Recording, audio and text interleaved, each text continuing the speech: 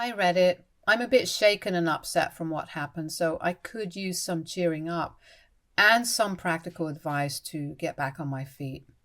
During the 30 years of my conscious life, I have noticed that my older brother, George, 31, male, has always been the golden child of my family. He always got more than me regarding everything. George knew he was the obvious favorite, which is why he developed a superiority complex. He knew no matter what he did to me, my parents would only punish me. It was obvious my parents cared for him a lot more because he got the lion's share of everything, unless people like my grandparents and relatives would call them out on it. This is why my parents packed us all up and moved us about 150 miles away from our relatives, so they could only see us on holidays. My brother was physically abusive towards me while we were growing up, and my parents did nothing to stop that. My father would even say that this is how brothers behave with each other and I should toughen up. When I got my first girlfriend, George would flirt relentlessly with her to the point that she got extremely uncomfortable and broke up with me. I had a huge fight with my brother regarding this and even complained to my parents, but they just laughed it off, saying I was being childish. My parents would take him on more vacations while I was left with my grandparents by giving me excuses like they couldn't afford another ticket and they would take me some other time. I didn't mind being around my grandparents, though, because I loved them. George would get whatever he wanted, no matter how expensive it was. When I was 16, I got my driver's license, even though my brother, who was a year older than me, kept failing his driving tests. I was working a part-time job at McDonald's, so I asked my parents if they could help buy me a second-hand car and I would pay them off over the years, but they refused. When my brother finally got his driving license, they immediately bought him a car. I was so shocked and tried to talk to my parents about it, but they said he needed it more than me. When my 18th birthday came, my parents agreed after much pleading that they would buy a car for me. When George heard that, he suddenly decided that his car was old for him and he wanted a new car. My parents decided to give me George's old car and buy him a new one. Even though I felt dejected, I accepted it because at least I had a car now to drive to work. I only got equal treatment when my parents had to keep up appearances in front of the rest of the family during their visit. I admit it was rather funny to see the looks on their faces whenever they had to treat me equally to my brother on birthdays and Christmas because other people were present. We had relatives who were very nosy and loved gossiping drama, so my parents did their best to hide their favoritism and threaten me to keep my mouth shut in front of others, otherwise they would take away all my stuff. When my older brother graduated high school, my parents were beside themselves in joy. They showered him with praise, expressing how proud they were of his achievements, and even organized a celebration for him. But when it was time for my high school graduation, my mother was late to arrive, even though she had been at home all along and my father never even bothered coming. That night during dinner, when I was sulking over their lack of enthusiasm and appreciation for me, they told me that high school graduation wasn't such a big deal and I should get over it. Later, George, who was during this time at university, sent me a message saying how I could never measure up to him and that I should know by now that my parents didn't love me anyways. I remember crying myself to sleep that night. I realized that I could never make my parents love me, no matter how much I tried, so this was the last straw, and I moved out. If anything, it just made my parents celebrate more when I moved out because it meant they no longer had to provide for me. From that point on, I would usually only see my parents and brother on holidays like the rest of the family. At the time, I was working full-time and attending college with the help of scholarships that my parents did not pay for. They didn't even show up for my college graduation, saying things like it would take a lot of time for them to drive and visit me in college, but I didn't really care. Ever since I graduated, I was hired at a nice company in my hometown that paid really well. George, on the other hand, dropped out of university because of his drinking problems. During this time, he started day trading with a few thousand my parents would give him every month. He made an okay amount of money from it and would brag to everyone, but suddenly he had a major loss and lost every cent. My parents, despite this, told him how this was just a learning curve and encouraged him to find a stable job. He jumped from one job to another and finally landed a full-time position that paid quite less than mine did. George and I would barely speak, but whenever we did meet during Christmas, he would always find a way to subtly remind me of his perceived superiority. He would try to imply that his choices were superior to mine, even though the reality spoke otherwise. His lower-paying job and tumultuous personal life contradicted the facade he tried to uphold in front of others, but I didn't mind his taunts, as my well-paid salary spoke for itself. Now, coming on to the story, my father owns a small manufacturing firm that he had started on his own. Roughly 5 years ago, his manager left in a hurry when they got an offer from a competing company. During this time, my parents were quite worried since my father was getting old and it would be impossible for him to oversee everything on his own. My father also didn't want to hire someone new and teach them everything from scratch for them to only leave the company again in a few years. So my father invited both me and my brother for lunch, a rare occasion for the three of us to sit together. I was quite surprised that my father had personally requested me to be there. As we sat around the table, my father got straight to the point. The family business was on shaky ground and he needed our help. He explained that the manager had left and he had been struggling to find a replacement. With the business facing tough times and bankruptcy looming on the horizon, my father was desperate for help. He looked at both of us with a plea in his eyes. I kept quiet because even though I would have happily decided to help my father because I knew that he mostly wanted my older brother's help anyway, I waited for George to speak. To my surprise, my brother immediately dismissed the idea. He scoffed at the notion of working in a small family business and claimed that he wasn't interested. His lack of concern for our parents' livelihood was apparent, and it was clear that he saw their business as beneath him. My father kept requesting him again and again, but George told him that he could not risk leaving his job to work for the family when it could all amount to nothing. I could see how hurt my father was hearing this. It was shocking for me too, since I had thought George would jump at the opportunity of taking over the business since my parents favored him so much. My father, growing increasingly anxious, turned to me with hope in his eyes. He told me how he really needed my help and that he couldn't bear closing down his business.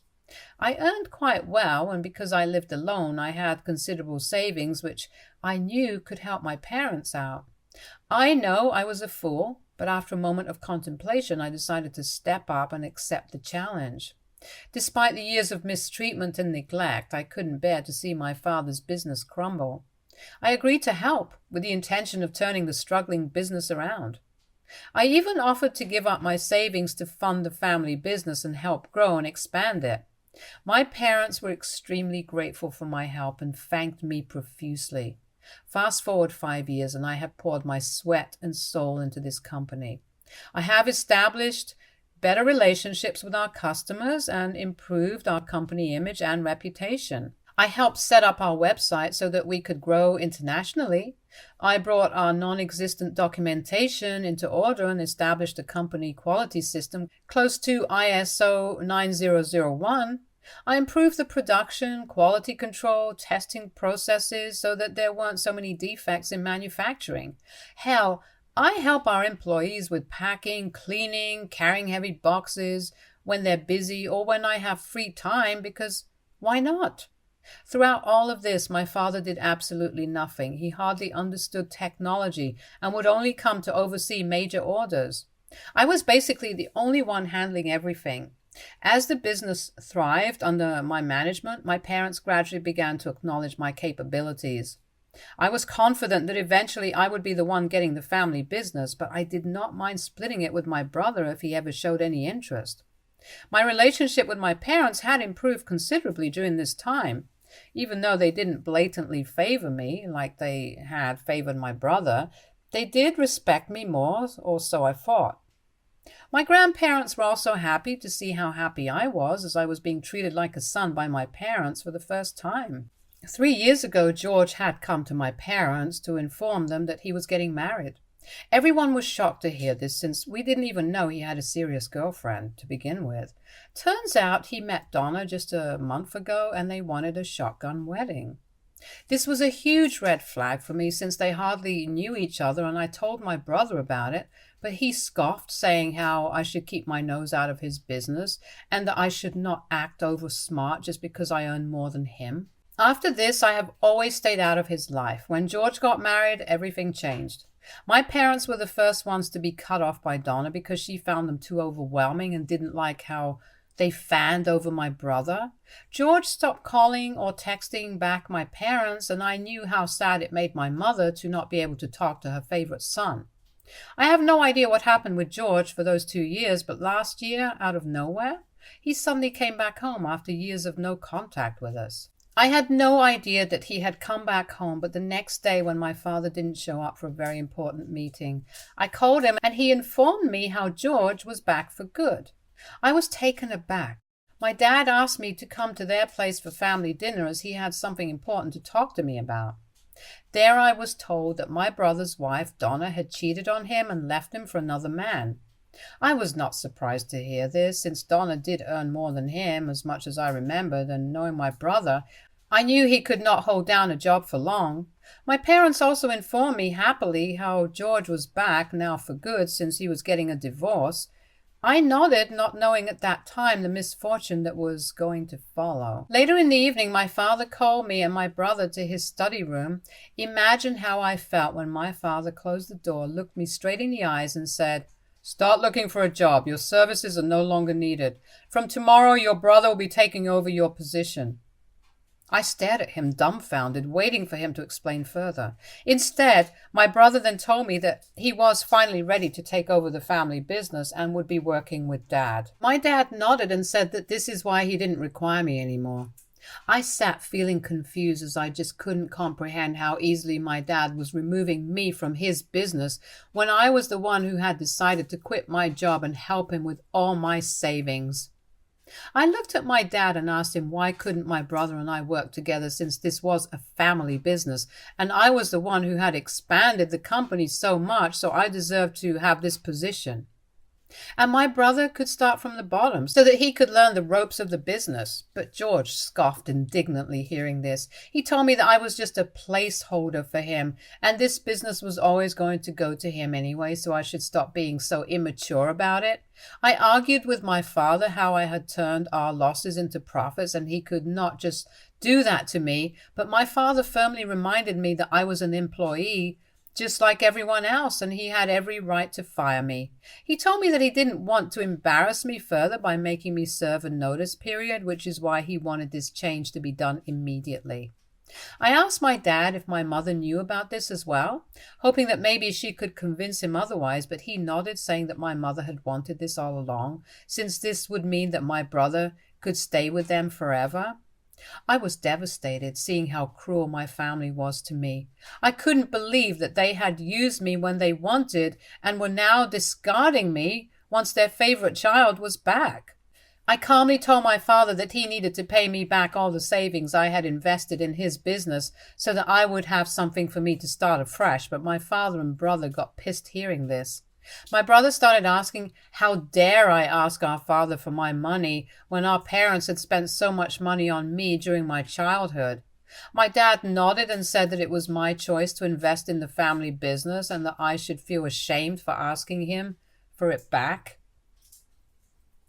My brother then remarked on how ungrateful I was. Hearing this, I lost it and screamed at him. "You have no idea what I went through growing up under your shadow, enduring your constant abuse and our parents' blatant favoritism. I've worked tirelessly to save this family business from bankruptcy, and now you think it's unfair for me to ask for what's rightfully mine?" My father's face twisted with anger, seeing how I was yelling at my brother, and he vehemently declared, "You think you deserve money? Your brother is right. You are ungrateful, and I won't give you a single penny or the family business. I will also be removing you from the inheritance because of how greedy you are. Now get out of this house." The weight of his words hit me like a sledgehammer. For the first time in a long time, I felt my heart breaking because of how my family has always continued to treat me. The dream of inheriting the family business and receiving what I believed was rightfully mine shattered before me. My father's anger was palpable, and the denial of both the business and the inheritance felt like a cruel betrayal. I took a deep breath, trying to calm down. I told my dad, "Okay, if that's what you want, I'll go my own way. You can keep your business and money. I'll start from scratch and build my success. One day, you'll see you made a mistake." I didn't stick around for their response filled with more negativity. I just walked out of the house. After that day, they never reached out to me again.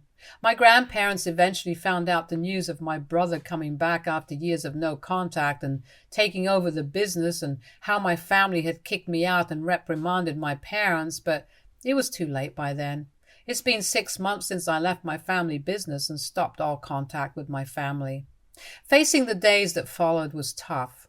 I had to come to terms with the reality of starting over. It hurt knowing my family didn't want me, but it fueled a determination to succeed on my own. At first, finding a job seemed challenging. I hadn't worked a regular job for a long time, and after managing our family business, I realized how good I was at it.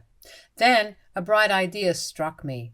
I decided to approach companies that were in direct competition with ours. I highlighted my skills and experience, emphasizing how I had successfully managed my family business and turned it around.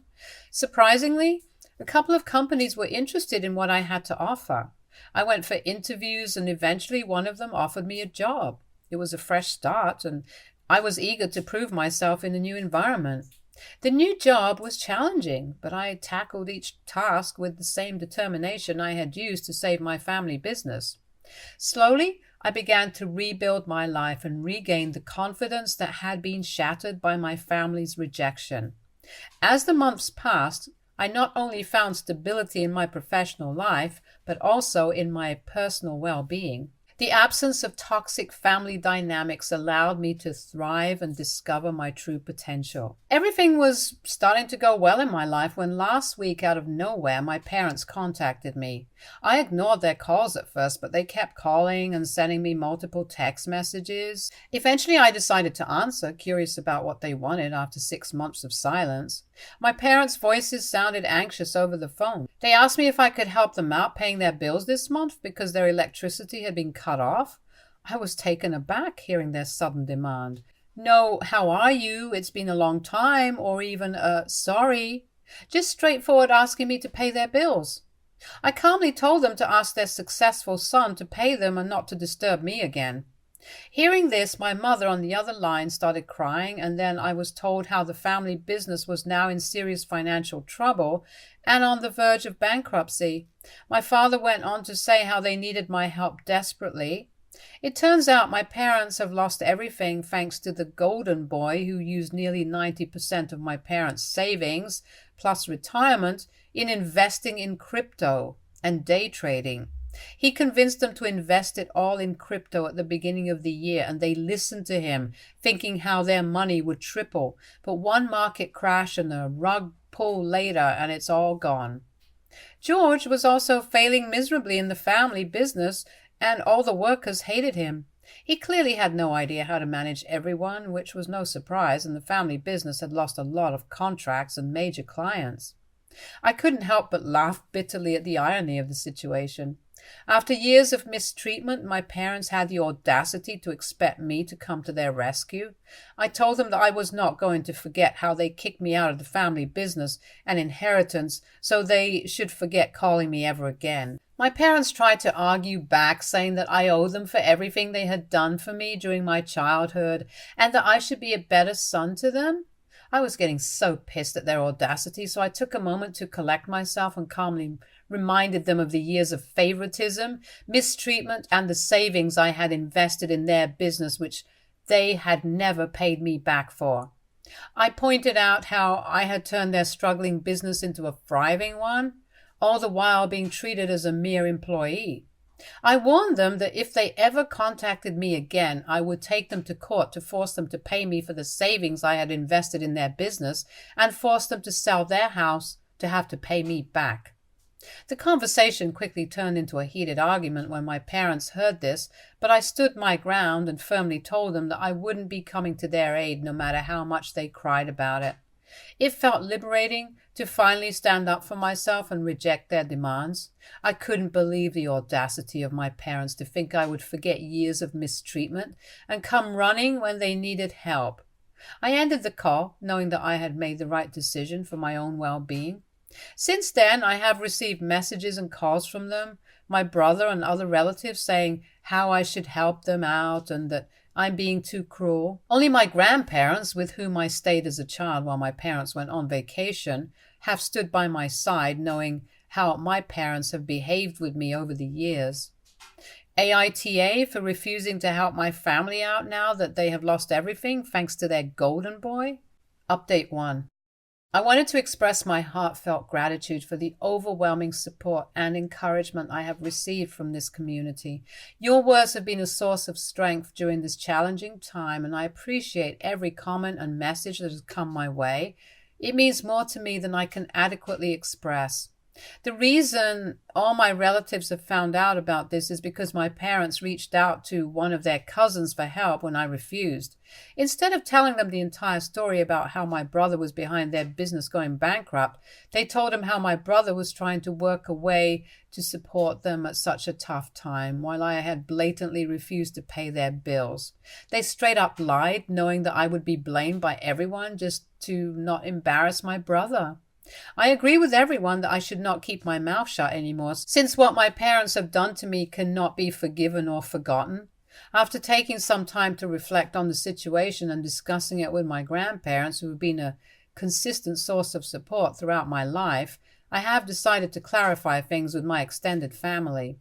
This weekend, I plan to address the years of mistreatment, the unjust removal from the family business, and the financial investment I made in my parents' struggling enterprise that was never acknowledged. It's time to set the record straight and make my side of the story known. I will update you once I have informed everyone. Update 2. So, as I had updated earlier, I wanted to address all my relatives' misconceptions, and I did just that this morning by sending a mass email to everyone who had sent me a message or called me to ask why I wasn't helping my parents out in their tough time. In the email, I shed light on the years of suffering I had endured under my parents' roof, detailing the mistreatment, the blatant favoritism, and the unfair expulsion from the family business and inheritance when their golden child returned. I wrote exactly how much savings I had invested in the family business and how my parents kicked me out without paying a penny back to me. It was crucial for me to clarify the reasons behind my decisions and to ensure that everyone understood the reality of my experiences. I have to admit that after sending out the email, I feel much lighter because now everyone knows my side of the story. I don't know if my relatives will believe me, but regardless of whatever they choose to believe, I just wanted to speak my truth. Update 3. It's been 3 months since my last update, and I wanted to share some positive developments in my life. Following the mass email I sent to my relatives, some of them reached out to apologize, expressing their shock and sympathy for the years of mistreatment I had endured and how they had no idea about it. It was validating to hear their understanding and support, since my parents had hidden this so well from everyone. These relatives also took it upon themselves to reprimand my parents for their actions. Although I don't know exactly what they said, my parents' brother tried to reach out to me multiple times, even sending messages about how childish and immature I was for talking about family matters to others. I decided to send them a final message saying how I was done with them and that I didn't care if they even ended up on the streets.